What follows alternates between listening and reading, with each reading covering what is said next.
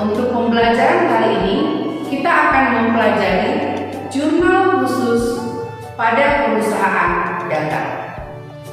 Pada saat perusahaan jasa, kita sudah membahas jurnal penyesuaian. Semua jurnal penyesuaian yang kita bahas pada perusahaan jasa tetap akan dipakai dalam perusahaan dagang.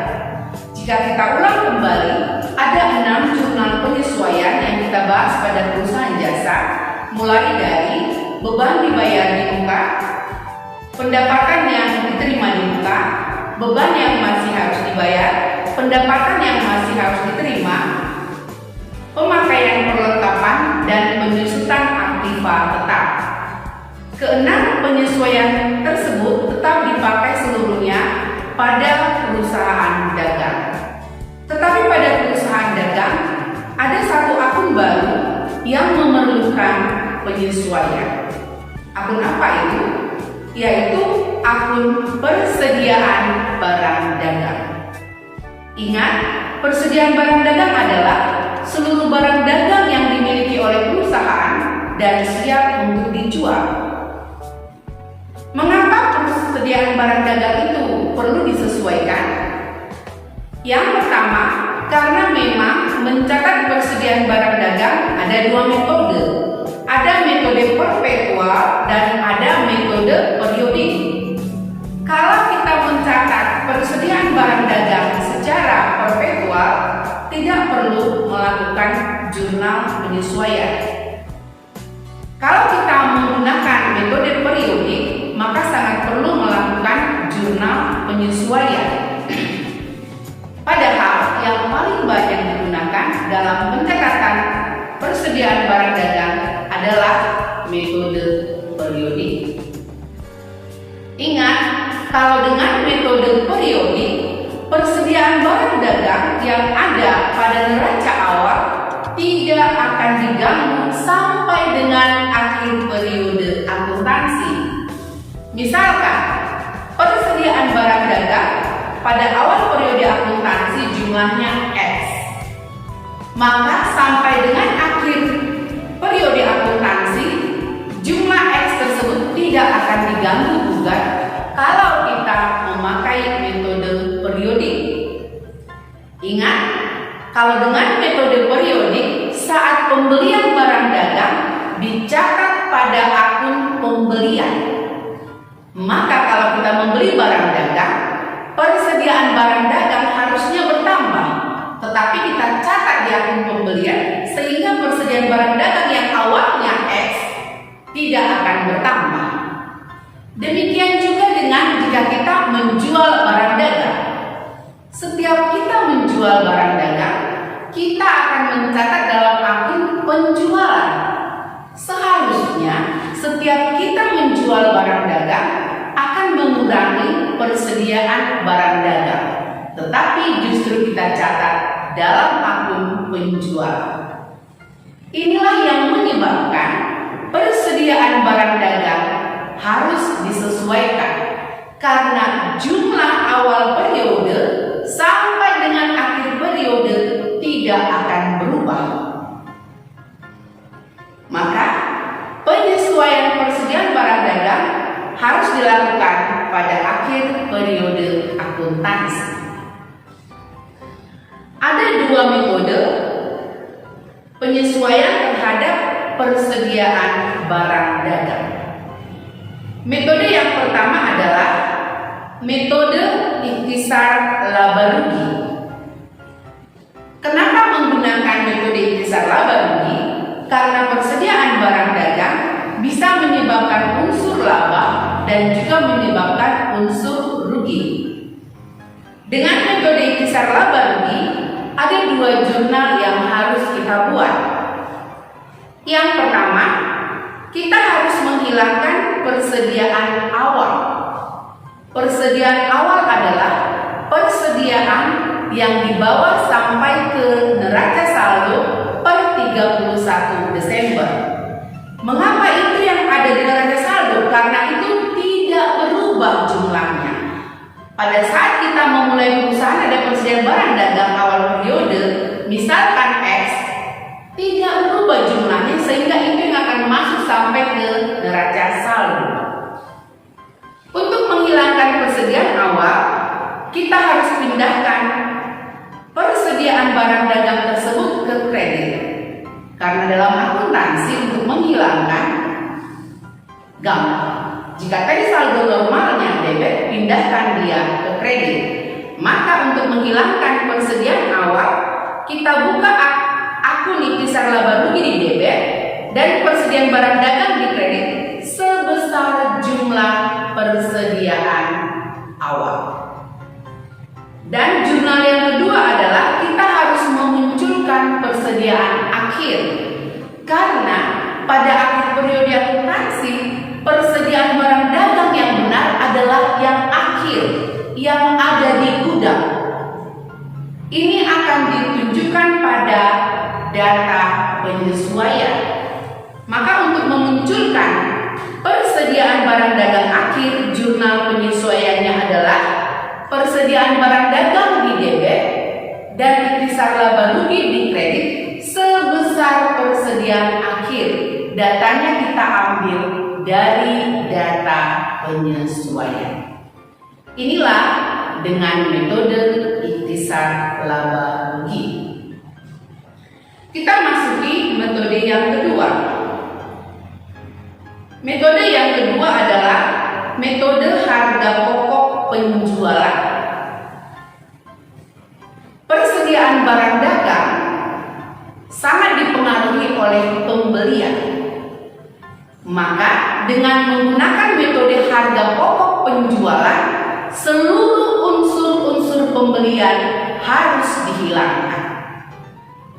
Dengan memakai metode harga pokok penjualan, kita kembali harus menghilangkan persediaan awal, hilangkan seluruh unsur pembelian, dan munculkan jumlah persediaan akhir. Maka kita harus membuat 6 jurnal penyesuaian. Yang pertama, menghilangkan persediaan awal dengan jurnal harga pokok penjualan di debit, persediaan barang dagang di kredit sebesar jumlah persediaan awal. Yang kedua, menghilangkan jumlah pembelian dengan jurnal harga pokok penjualan di debit, pembelian di kredit sebesar jumlah pembelian. Yang ketiga, menghilangkan beban angkut pembelian dengan jurnal harga pokok penjualan di debit, beban angkut pembelian di kredit sebesar beban angkut pembelian.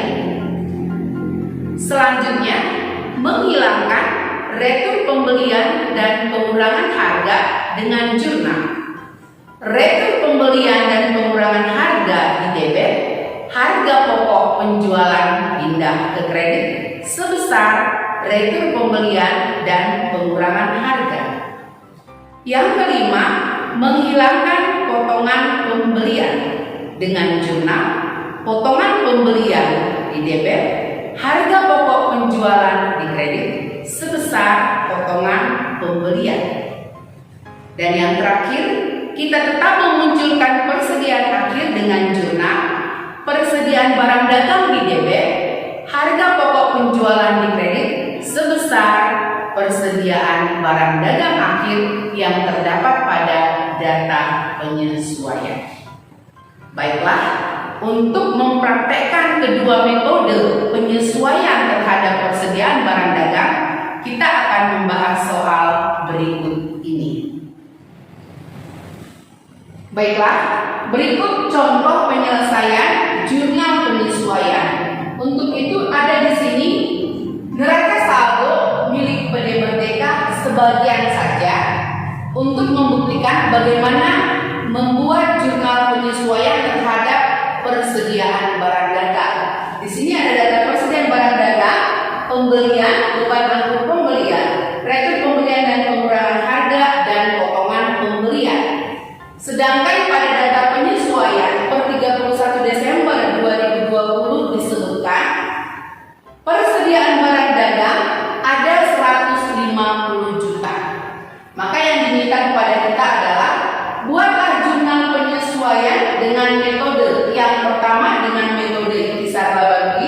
Dan yang kedua dengan metode harga pokok penjualan. Ingat saya katakan tadi, kalau dengan metode ikhtisar laba rugi kita hanya membuat 2 jurnal. Yang pertama, kita hilangkan persediaan barang dagang awal, karena memang persediaan awal tak mungkin lagi ada di perusahaan, pasti sudah habis terjual. Maka kita jawab, jurnal yang kita buat adalah menghilangkan persediaan awal.